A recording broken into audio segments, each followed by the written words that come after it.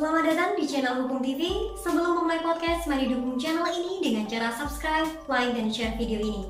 Saya Desi Unitasari, serta saya Devi Sitasari. Kami hadir di sini untuk membahas terkait hal-hal yang masih hangat di telinga kita semua, yakni mandeknya RUU PPRT selama hampir 18 tahun lamanya, dan bagaimana sebenarnya upaya pemenuhan hak-hak bagi para pekerja rumah tangga di Indonesia. Tentunya masih hangat di telinga kita semua kasus yang terjadi pada Maret 2021 di mana seorang PRT mengalami kekerasan oleh majikannya saat bekerja. Perempuan asal Jombang tersebut dipaksa makan kotoran kucing hingga disebut gila oleh majikannya hingga dimasukkan ke dalam pondok sosial. Padahal PRT itu hanya menerima upah sebesar 1,5 juta selama 13 bulan dirinya bekerja. Hingga masih banyak sekali contoh kasus lainnya yang terjadi terhadap pekerja rumah tangga yang ada di Indonesia. Mirisnya lagi, penyelesaian kasus penyiksaan PRT justru cenderung diselesaikan secara mediasi antar pihak terkait. Hal ini tentu menjadi bukti bahwa semakin hari risiko ketidakadilan, marginalisasi, hingga diskriminasi terhadap PRT semakin tinggi. Posisi PRT yang kian subordinat di masyarakat sebagai dampak dari adanya bias gender, budaya patriarki, feodalisme, hingga bias ras menjadi ancaman terhadap keberadaan PRT di Indonesia. Sedangkan faktanya jumlah PRT di Indonesia didominasi oleh pekerja perempuan, di mana tentunya mereka adalah kelompok yang lebih rentan. Bahkan menurut laporan Organisasi Buruh Internasional pada 2018, sebesar 84% PRT di Indonesia adalah perempuan. Bahkan didominasi perempuan yang menjadi PRT sudah berlangsung dari tahun ke tahun. Lantas, mengapa posisi PRT yang ada di Indonesia didominasi oleh perempuan? Tentunya terdapat banyak faktor mengapa posisi PRT di Indonesia lebih banyak diisi oleh perempuan, mulai dari kurangnya kesempatan kerja hingga budaya masyarakat yang masih menganggap bahwa pekerjaan domestik sewajarnya dikerjakan oleh perempuan. Selain itu juga tingkat pendidikan yang rendah serta sedikitnya keterampilan menjadi faktor penunjang banyaknya perempuan yang memilih bekerja sebagai PRT. Padahal PRT memiliki peran penting bukan hanya bagi keluarga, tetapi juga bagi kehidupan sosial masyarakat dan ekonomi negara. Tetapi nasib PRT di Indonesia belum sepenuhnya diperhatikan oleh pemerintah.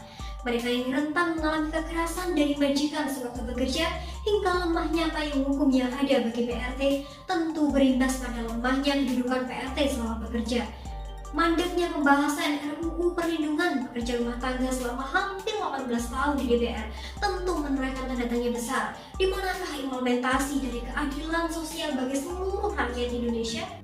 Padahal kita tahu sendiri, RUU Perlindungan PRT ini timbul atas dasar kekhawatiran para PRT mengenai upah, jam kerja, jaminan sosial, dan kebebasan untuk berserikat, yang sebenarnya hal ini merupakan bagian dari hak dasar yang dimiliki oleh seorang pekerja yang harus dijamin dan serta dilindungi keberadaannya. Bahkan sebutan pembantu juga menjadi problem awal bagi kesejahteraan PRT.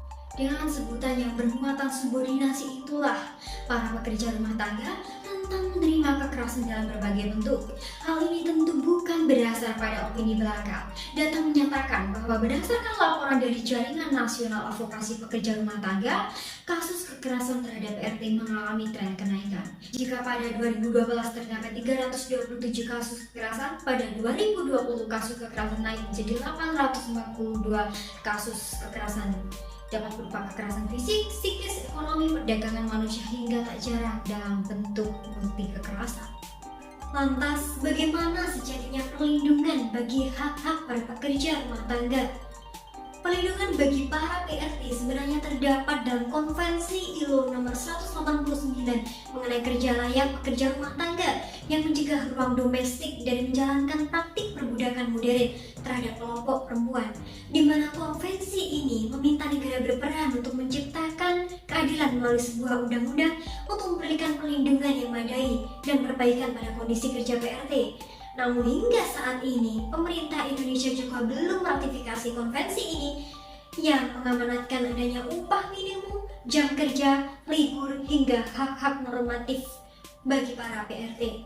Sehingga belum terdapat undang-undang yang secara khusus melindungi para pekerja rumah tangga di Indonesia. Bahkan Undang-Undang Nomor 13 Tahun 2003 tentang Ketenagakerjaan yang menetapkan hak-hak standar bagi para pekerja juga mengecualikan PRT dari cakupan undang-undang tersebut, yang artinya PRT tidak diberi perlindungan di bawah UU Ketenagakerjaan. Selain itu adanya Peraturan Menteri Tenaga Kerja Nomor 2 Tahun 2015 tentang pelindungan pekerja rumah tangga juga dinilai belum cukup mengakomodasi hak para pekerja domestik karena hanya 70% Permenaker tersebut hanya mengatur terkait penempatan penyaluran. Mayoritas PRT juga belum terorganisir dan belum terdapat wadah yang mempresentasikan dalam melakukan pendampingan hingga pembelaan terhadap PRT yang mengalami masalah. Padahal Indonesia sebagai suatu negara yang diidealkan dan dicita-citakan oleh Founding Father sebagai negara dengan konsep negara hukum. Sebagaimana yang telah ditegaskan dalam pasal 1 ayat 3 Undang-Undang 1945 bahwa negara Indonesia adalah negara hukum, di mana salah satu prinsip negara hukum yakni adanya perlindungan hak asasi manusia.